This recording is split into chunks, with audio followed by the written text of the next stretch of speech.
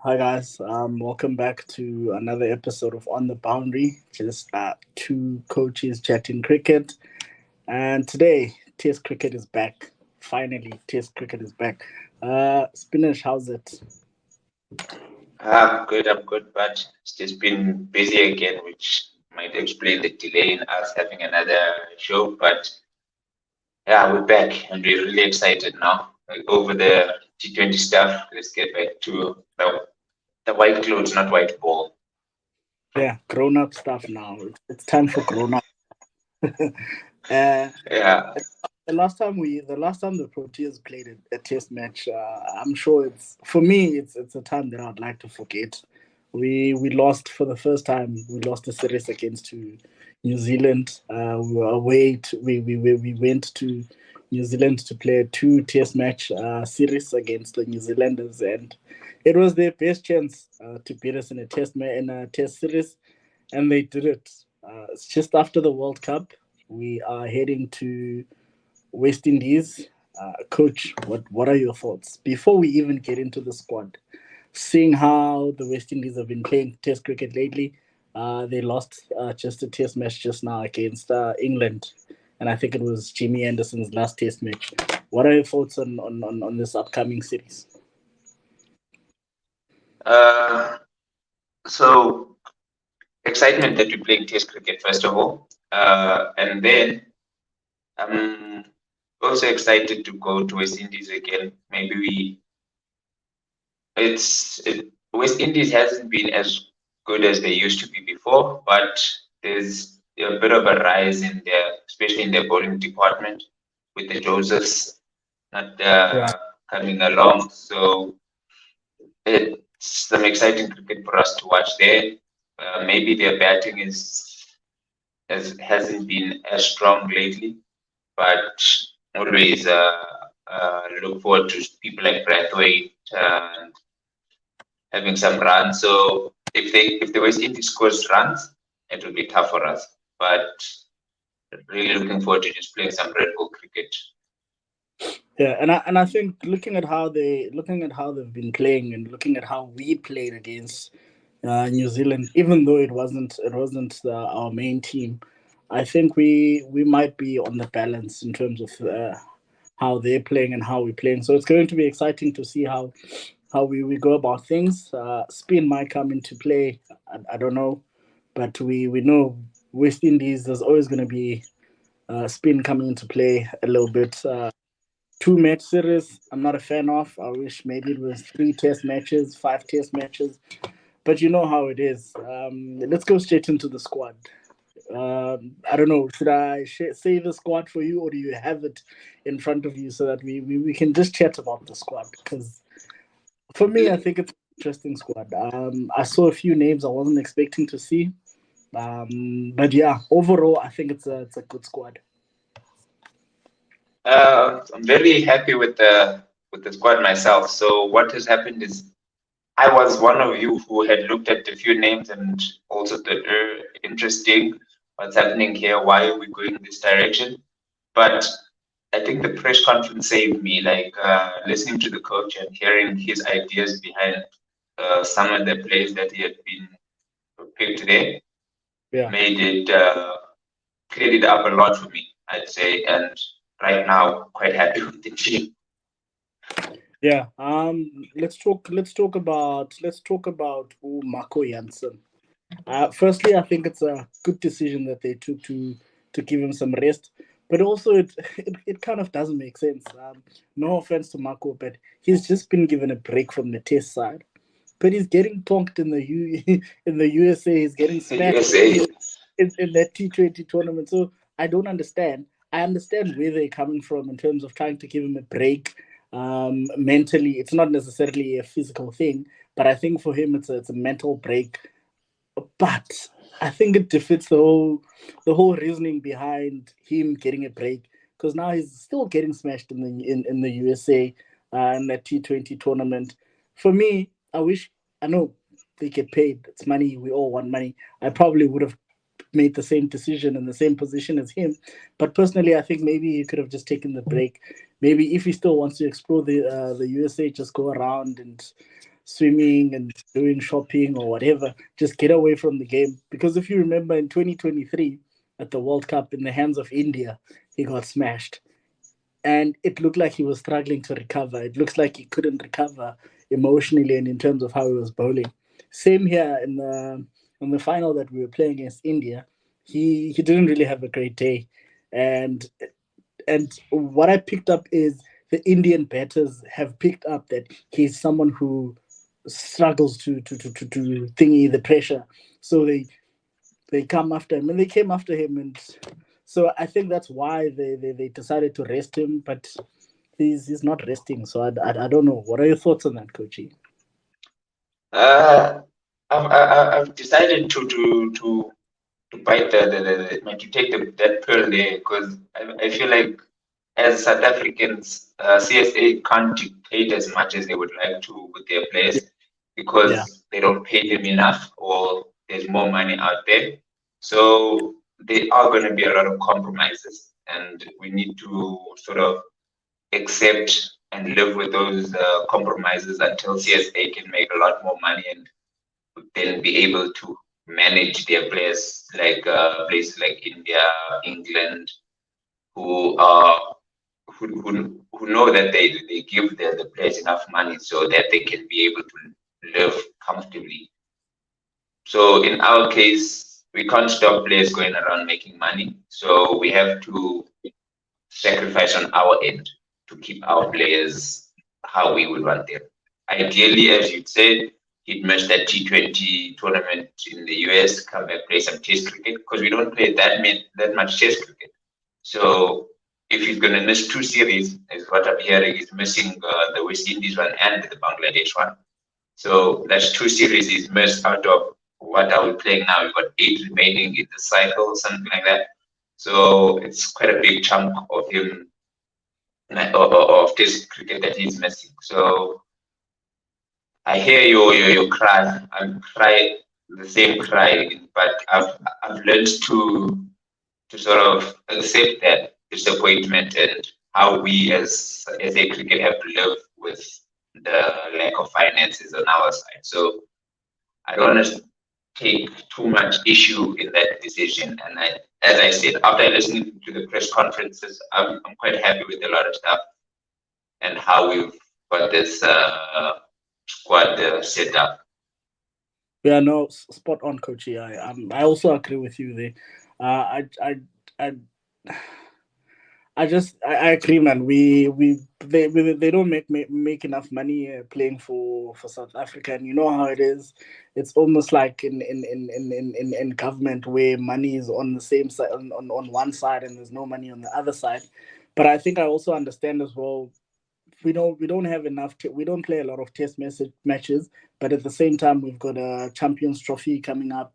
We've got a T20 World Cup coming up just next year. So I think they're also thinking along those lines just to try and keep him fresh. But yeah, let's talk about the other big talking point in the squad, Vian Mulder. I'm assuming he's the guy who's going to come in for Marco Janssen.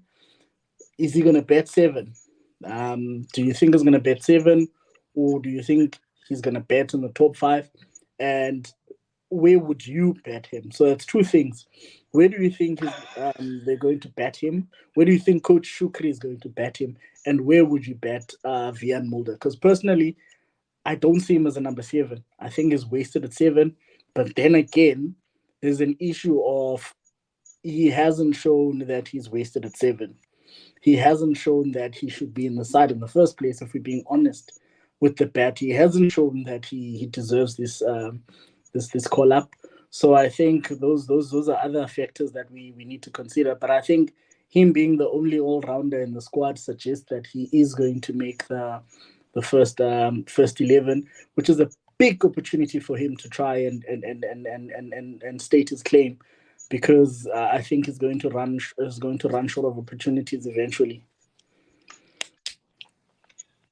Uh, First question you asked was where is he going to bat? Because I think by him being, even though Shukri did say a few things which got me also thinking again on, he kept saying what balance we take and what balance we go in with, which means that there's a small chance, very small chance that we could go in with just seven batsmen and four bowlers. But but putting that aside and just going with the fact that he's probably going to play, I'd like him in the top five right now, but I struggle seeing him in the top five because we've I got was strangely with our test struggles and all of that, we've got quite a settled uh, batting lineup, especially even though it might have not played enough games with each other or anything like that. I'm going into this test series with an idea of at least the top five. I know who's batting in that top five, and without even much argument on most of the positions. We've got Tony DeZorsi opening with Aiden Markram. That's it. We've got Stubbs, who seems to be coming in at three. That's the only position I feel is sort of up for debate. We've got Kemba back at four. We've got Betters if he's fit, because I hear he's got some hammy problem at the moment. We've got Bellingham coming in at five. Once that top five is sorted, it's hard to see him coming in anywhere in that top five. That's the top five. So the best case scenario right now for him is six, and then we have our keeper at seven, unless they go with two keepers at 6 and 7 in Ryan Rickleton and Varela. But with the injuries around our bowling, you probably think they will not risk going in with four, and then we'll keep him in the lineup. Yeah, that's true, spot on, coachy. And I think for him, it doesn't matter where he gets to bet. If I were him now, I'd be praying just for me to be announced in the 11, regardless of where I bet. I'd tell myself, you know what, I've been given an opportunity to bet a lot higher than this, but I haven't used it. Now, regardless of where I bet, we go into that match. I'm gonna try and make sure that I show what I can do and I show what I'm capable of. Because to be honest, a lot of people have lost faith in someone like him. And when it comes to us coaches, we tend to believe in players for a longer period of time than most people do, because for us it's not always about he didn't score runs in the three matches that he got. It's always about there's talent here. We can see the talent. We can see the ceiling. And speaking of talent and ceiling, there's another guy who just made the test side, Matthew Bretzka. Natural opener, but he has shown that he can do it at 4 and 5 in franchise cricket. He was picked in the T20 side as well. What are your thoughts on him? Do you think he's probably going to get a chance? Like you said, you mentioned that Betters could be injured, so this could be a chance for someone like him to sort of say, "Hi, Test cricket. I'm here and I'm not going anywhere." We're big fans of Matthew, so that the talent is there again. As you said, Matthew Brisky is one of those whose talent is just there for everyone to see. So it's an exciting call up for us. But I've got this sneaky feeling that he's there the spare batter. As you've seen the squad, I think it's a 16-man squad. So Yeah, he is, along with, I'd say, Dave Patterson, is our number 16. So he's there in case one of the batters doesn't pull through. As you say, if batters has got that hammy, then he can come in. And another thing about him, as you said, he's a natural opener, but he can bat anywhere in that lineup. So if he's coming in at five, you're still happy. If he's opening the batting, they're still happy. Three, so he covers all bases, even though he's got no test debut, so he's probably inexperienced. But yeah, we know what talent he's got, and he covers all bases. So he's the perfect reserve guy, if you want to say that. Where an injury here or waking up with a bad stomach on the morning of the test match, we can throw in him anywhere in that batting lineup. So having him around and him learning from, I even say the coaches, because there's not a lot of test experience in the squad right now. I think yeah. Aiden, Temba are Uh, probably the most experienced batters all there. Tony, yeah, Yes, yeah, the batters are the really experienced ones. So even that experience, apart from Temba, Aiden, yes, I think is close to 30 games now or something like Yeah, that. So even the experienced guys aren't really that many games in, but you can learn from the setup, learn how things are done, learn what the new coaches want from the players in that squad. And it also gives him that slight boost of confidence that what he's been doing in the past 3, 4, 5 seasons has been recognized. So all good, all positive for me with that Matthew Bresky inclusion. yeah, that's true. Another thing that I found very exciting, and in a way, is Tristan Stubbs. The potential of him batting at three.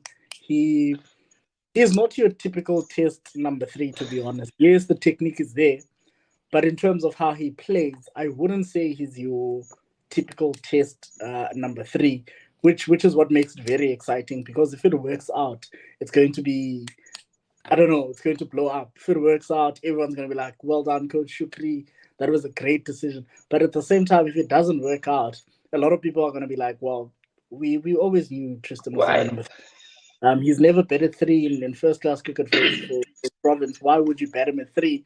It's a sort of a damned if you do, damned if you don't type of selection. Would you go with Tristan Stubbs at three?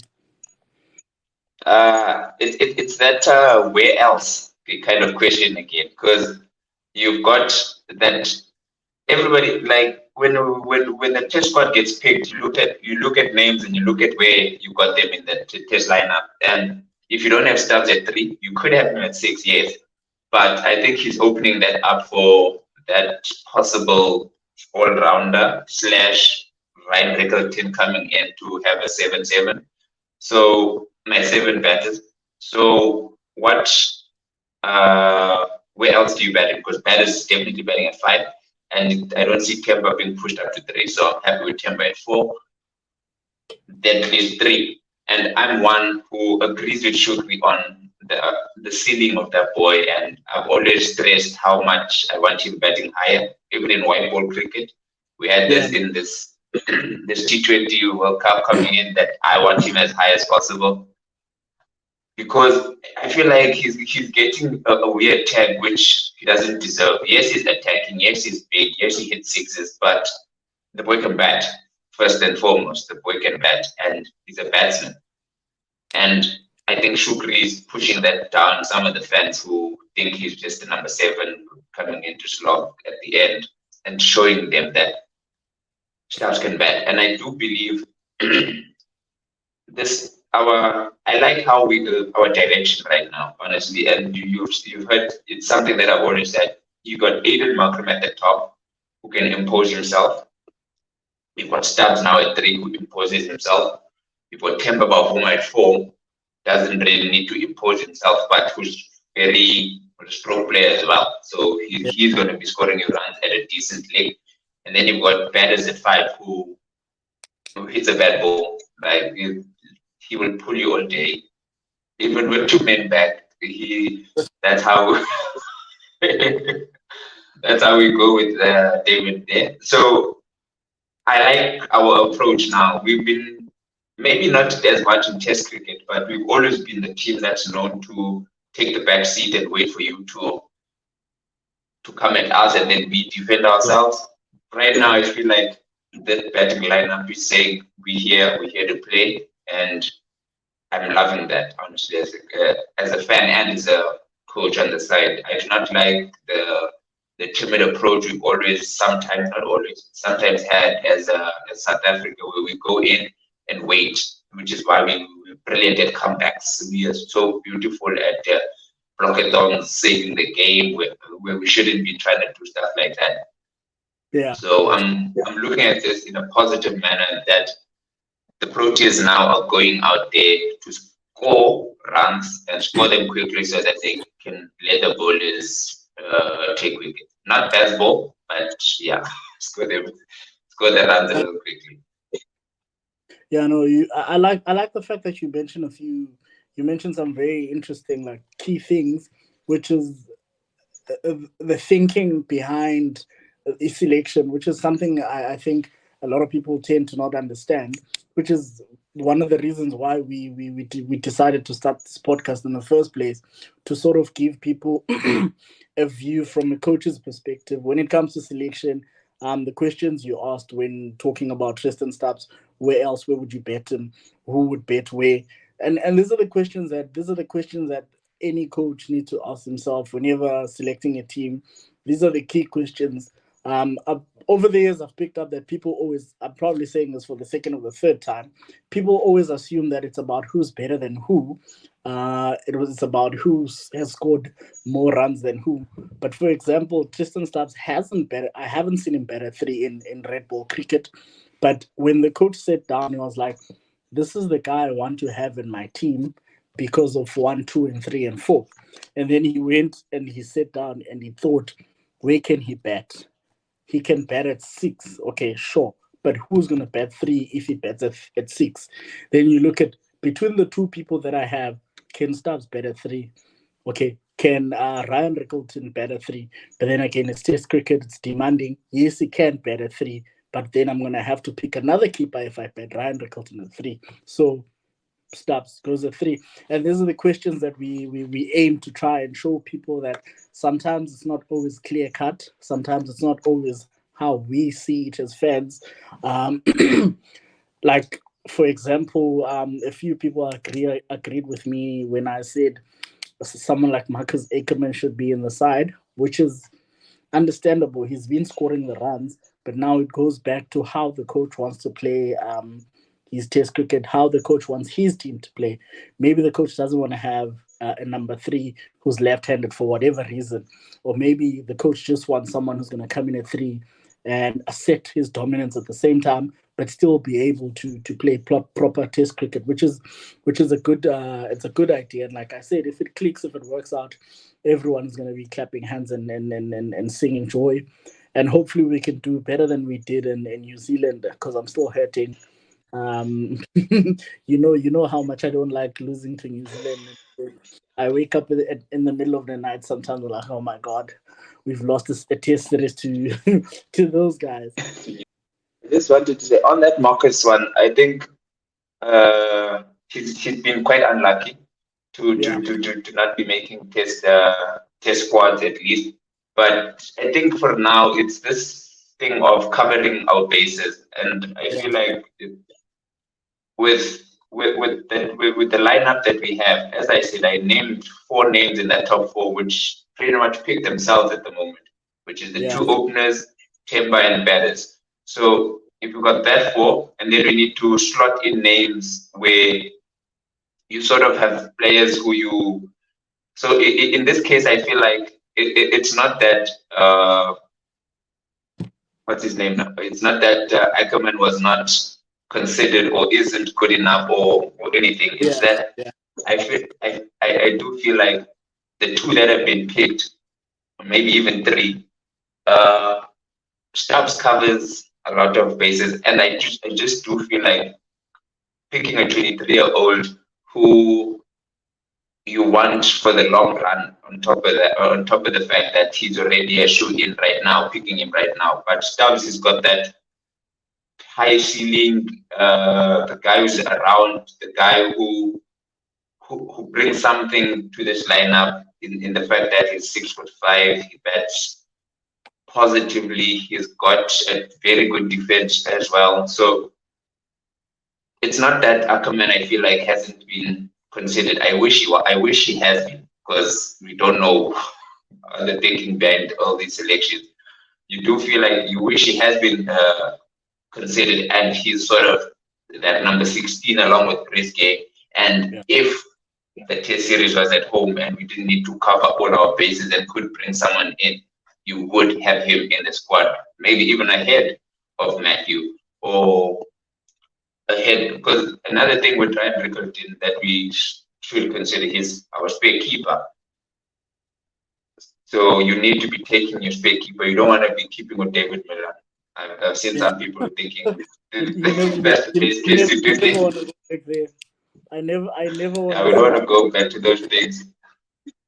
So I feel like it's a matter of us covering our bases. We've got our yeah, spare keeper, we've got our spare opener in Breske, we've got our middle order guy who can bat anywhere in Tristan starts, and Brescia also covers any of those positions. So we're in a position where we try to cover all our bases, especially with players who you aren't jumping into the lineup. So if we were picking Ackerman and we're sure he was going to start, I think he would have been picked. But now it's that does it cover all our bases? Does this? Does that? Because we've got players, we're starting ahead of him. And also the fact that Tristan Stubbs has played international cricket, even Matthew Pretzker. Over the years, this is something that I've picked up that when it comes to selecting teams, the guy with international experience always gets first consideration when it comes to selection into the other formats, which is a good thing because you've played international cricket, especially someone like Stubbs. I consider him someone who's experienced at international level now because he's played a handful of T20s. He's played a handful of ODIs as well. And like you said, he's one for the future. He's younger. He arguably has a higher ceiling. Yeah, so I think betting wise, this is probably potentially going to be one of not the best, but one of the best top six fives we've had in a while, probably in the last couple of years. But I'm saying potentially because we still needed to put the runs on the board. If Betters is fit, you've got Devin Bettingham at coming in at 5, you've got Temba at 4, you've got Stubbsy at 3 who can play different kinds of innings, which is what we had at some point when Faf was playing. When he was batting at 3, we know he could play a blockathon for days. We know he could come Yeah, in, he could take the game away, which is a good thing. I think that is where modern cricket is going. Modern cricket is heading in the direction where you have a number 3 that can block. You also have a number 3 that can block and take the game away because at the end of the day, the only way to win these days is to score quickly. Because T20 cricket has taken us to that position. We have, if you remember, when Shukri took over, he dropped Lungi and he picked Uchiral Kotia. So now my question is, who do we think is going to make up the bowling attack? I know we lost Anas because he just wants to focus on some T20 cricket and just to give his his body a bit body. because of injuries and stuff. So in the bowling attack, we've got Kagiso Rabada, we've got Gerald Coetzee, we've got Nandre Berger, we've got Dane Peterson, we've got Lungi Ngidi. Let me just put it like this. Give me your bowling attack for the tests. For me, it was very easy, honestly. I don't like, and the first time I saw the squad, I think one of the guys tweeted he's not sure about the bowling attack, the bowling resources we've got. I looked at it and I said, yeah, it because of names not being there, like Anas, as you just said, but I'm still comfortable with. As I said it that day, I'm still comfortable with Lungi, Ngidi, Nandre Berger being my 3, and Yeah, then having the spinner in Keshav Maharaj. I'm happy with that. I know Gerald is very close, if not ahead in some cases of Lungingiri, but yeah, I feel like if it was order of who's ahead and all of that, you might still just pick Lungi, KG, and Gerald. But I want that left arm quick for what he brings to the team, not just because he's left arm, but because it's slightly different to what we have in that lineup. You've got KG, who's KG, you've got Lungi, who moves the ball a little more than KG, but maybe you set slightly less pace and gets more bounce. So that's something different. And then you've got your left arm who swings it, pushes it across, and can hit you in the head. So that's totally different spices in our meal. So we've got everything covered in that bowling lineup, and that's how I would go with that about it.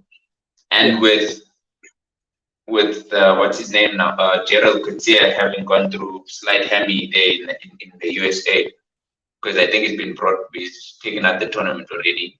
hopefully as a Yeah. precaution, and will still tour. But he's very close, and he's one who could jump in. But then there's Paris, who I heard is there as the if we go four seamers or something like that, and Yeah. then we need a workhorse. He's our workhorse. But right now, it's the three I pick, and that's what I would pick. Not I'm saying that's the lineup I think would be picked. That's the guys I would pick and how I would go about it. I do feel like, as you said, Gerald might still be slightly ahead of Lungi in the coach's perspective and how they had picked the lineup right recently. So it's a toss up between them, I think, because I do want to keep Nandre in the lineup. Yeah, no, I'm with you there 100%. I feel like Nandre he brings a lot to the side, especially now with the fact that Marco's going to be resting. You don't want to go in with four right arm seamers and then potentially the fifth being your all rounder is also he's also a right arm seamer. So there's a bit of a lack of variation there, even though they're not necessarily the same bowlers, but they also bring that the angles almost the same. So Yeah. for me, someone like Nandre, he brings something different. Ulungi, if you're gonna have Nandre, you're gonna have KG. I think it only makes sense to have someone like like Lungi because he brings in a bit of control. He's that guy who's gonna come in, and hopefully he's going to be fit as well. And yeah, it's going to be good for the squad to have all the guys fit. We hope that Gerald is also going to recover on time. He also brings something to the table. He's very exciting. He's very competitive. He can bowl quick, which is something there's no replacement for pace, raw pace, and in Test cricket it comes in handy. Dane Patterson, very experienced. He's played all around the world. He also brings in control, and he's also got a bit of pace. So I think it's going to be exciting to see the first 11 for the first test, and whoever is picked on the day is going to have our full support. But before we move on, I want us to pick our own team now from this squad, the team that we know it might not be the team that's going to play, which is okay. It's just our opinions. I know. I think we can agree on. I think we're going to agree on the openers being Aiden and Tony. The Yes, two, yes. Tony is going to play proper Test cricket, but he's also very exciting when he gets going. But he's that one guy who's not going to throw away his wicket. Aiden Makram is going to come in. He's going to bully your bowlers. If your bowlers don't know what they're doing, Aiden Makram is going to bully them. Number three, definitely, I'm also backing the Stubbs decision at three, and I know you're also backing that. Number Yeah. four, we've got Umkokeli. The We've got skipper. the Capitano Temba at four. At five, we've got, I think number five is obvious. David, Yes. definitely at five. It gets exciting and interesting when you get here. Number six and seven. Who's your number six? Uh, with the rest of the squad and the rest of the lineup in mind, I'm picking Vian Mulder at six So, because I want I want to play three seamers and a spinner. so you're going with Mulder at six. Okay. I'm still undecided on my number six. I'm not sure whether I want to play two batters or I want to play. I saw you putting it down with the pencil, not with the pen. It's number six. Yeah. No, no, no, no, no, no, no. It's not like that. It's not like that. But for me, I don't know, man. But yeah, I'd say also let's give Ian Mulder another go and see how it goes. Because I'm thinking Kagiso Rabada has been bowling since the IPL and the pitches there were not friendly, so he might have been pushing himself very hard, considering how he bowled at the World Cup as well. I'm also thinking Ulungi has been sitting just bowling in the nets, no, not much game time. That can also be a reason why someone gets injured. So I'm thinking maybe we cannot afford to go with just four bowlers. So Vian Mulder at 6. At 7, we've got someone we forgot to mention actually, Kyle Verreynne. Quality wicketkeeper, very good behind the stumps, smooth, very neat, hardly dives. And one thing a lot of people don't understand is the reason he hardly dives is because it's so technically good that the balls that another wicketkeeper would dive for, he doesn't need to dive because his footwork is immaculate. But who are we going in with at 7? Are we going with the immaculate wicket keeping of Kyle Verreynne, or are we going with the run scoring machine, which is Ryan Rickleton? Who are you going with, coach? I'm very big on keepers being picked on their keeping skill. But I feel like Kyle, not that he's gotten his shot, I feel like he's one of the. So our 6 and 7 have a lot to prove. That's what I want to say. So we know the talent. He's done it for Western Province, but we feel like I still back them, both of them, being Kyle Verena and Vian Mulder. But the noise is around. There's a lot of noise around those two players and whether they should still be getting picked in the lineups. So not for us to keep defending them on every show. We want them now to Yeah. show everyone that they can score runs and do that because we're sitting in a position where Ryan Rickleton is on the side and every T20 tournament, I know it's T20, not test matches, he keeps doing the crazy things and the world, not just South Africa now, is asking, why is this guy not playing for South Africa? Why is Yep. this guy not playing for South Africa? So the guys ahead of him need to keep. I don't say this a lot. Need to now watch social media. Need to look at the newspapers, see these questions being asked, and answer them by saying, "Because I'm scoring runs." So Kyle Verena now needs to put the runs on the board so that the noise and the people asking Ryan Rickleton to play can sort of take a back seat and see why Kyle Verena, the best keeper in the country, is playing.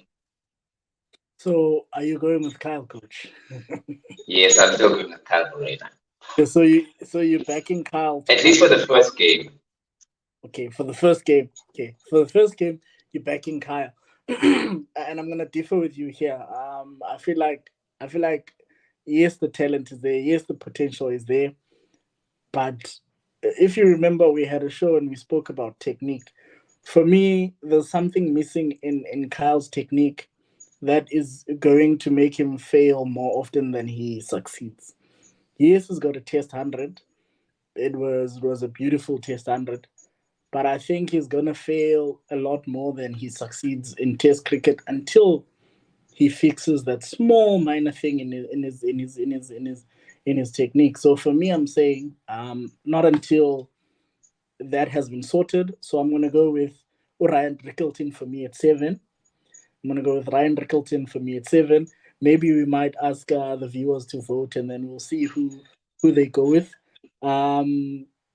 8. Who are you going in at 8 with? Is it uh, Cash? Is before we, it Rabada? I've been hearing a lot of people asking why didn't Rabada go in ahead of Ukeshav in the T20 World Cup. It's a weird question just because Rabada hit 1-4 and all of a sudden he must bat ahead of Cash. But I'm not going to go there. I don't want us to go back to the T20 World Cup. But who are you going in with at number 8? test match cricket, I think different. I've got Keshav Maharaj at 8, and I've got KG at 9. 9. Yeah, with you 100%. This And your number 10 and 11?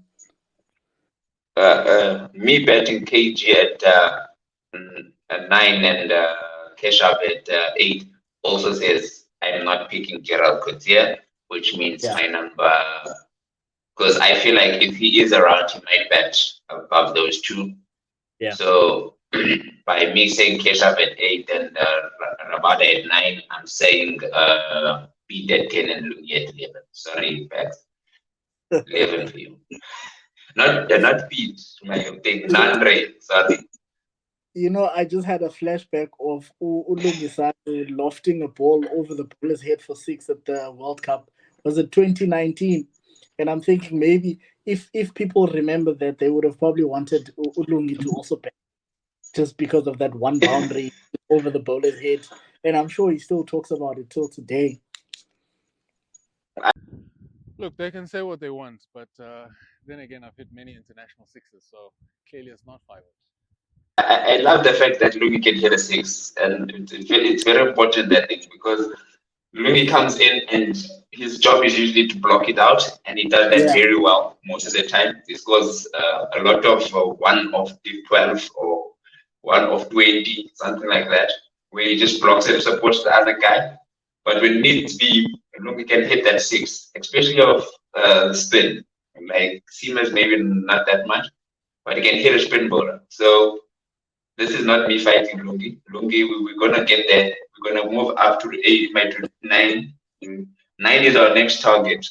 Right? yeah. Maybe actually I should just give him 10 now. So 10 ahead of Nandre. Nandre can battle him. No, definitely he's coming in at 10 ahead of Nandri, so that's a Yeah. positive. That's a positive for him in the batting department. But He yeah, can keep the bat sponsor. I Yeah, we're think keeping the bat sponsor. We're moving up.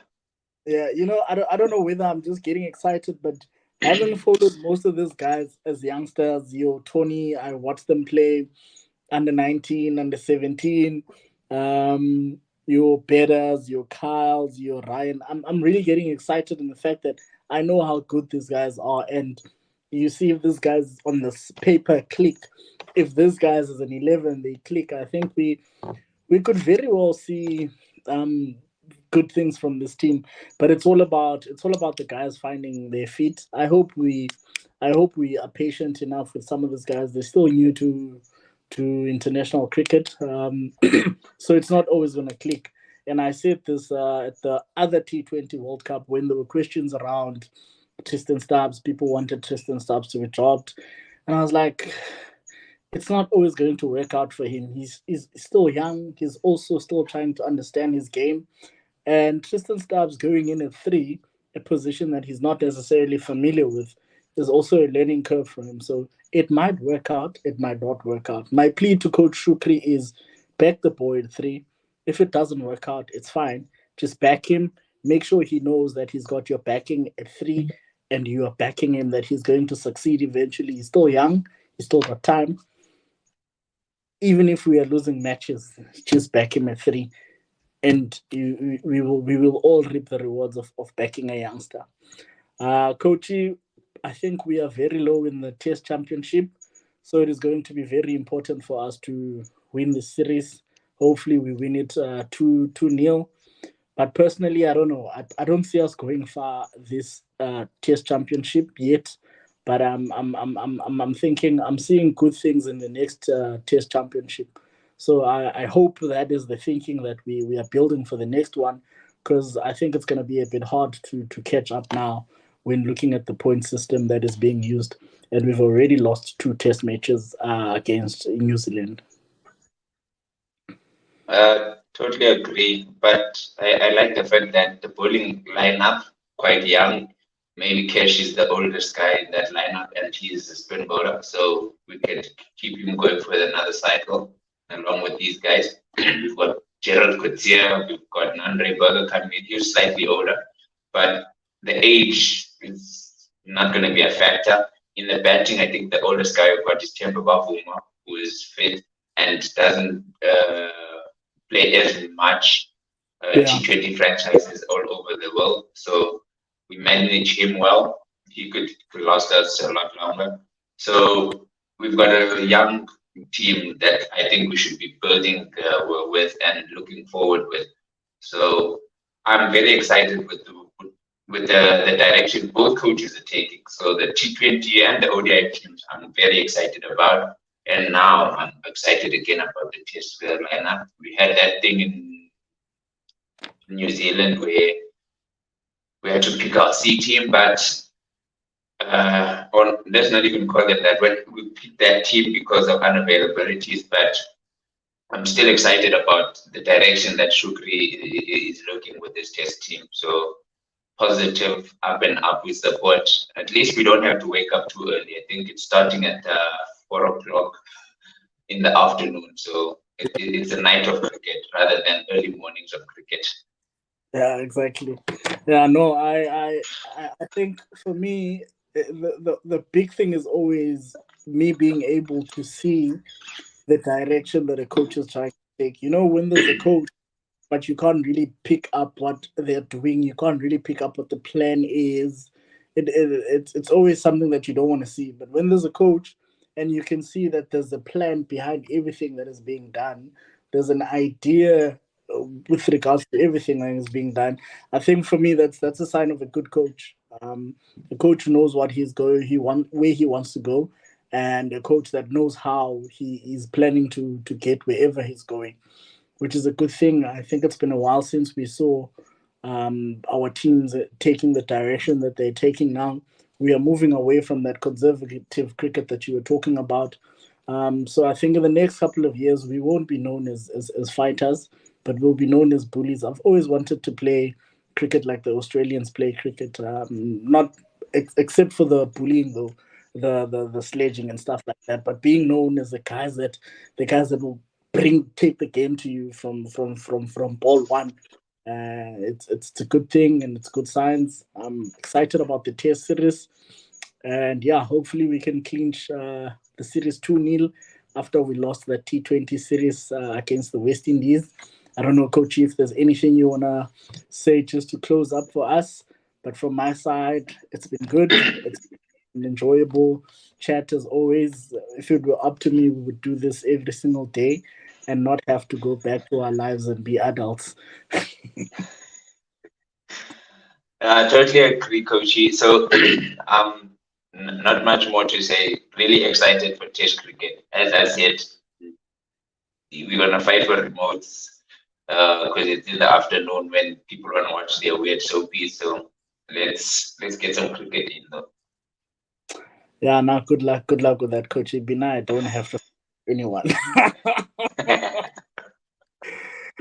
Ladies and gentlemen, Yeah. thank you for watching the show. I hope you enjoyed today's show. And don't forget to subscribe, to like, share, and comment. And thank you for the support. The last video that we had about 1.4K viewers, and that was the most. Is it 1.5 1.5 now. 1.5K viewers? Thank you for the love. Enjoy the show. Cheers.